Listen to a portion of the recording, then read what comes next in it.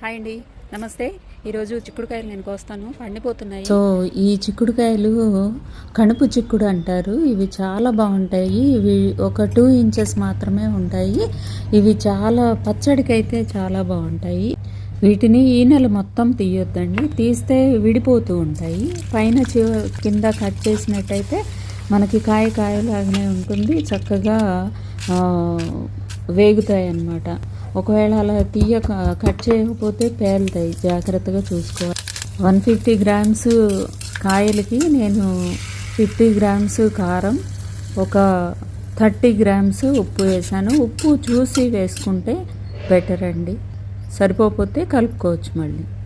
ఇప్పుడు చిక్కుడుకాయలు వచ్చే సీజన్ కాబట్టి తప్పనిసరిగా ఒకసారి ట్రై చేయండి, చాలా బాగుంటుంది. 6 months వరకు నిల్వ ఉంటుంది ఫ్రిడ్జ్లో పెట్టుకుంటే.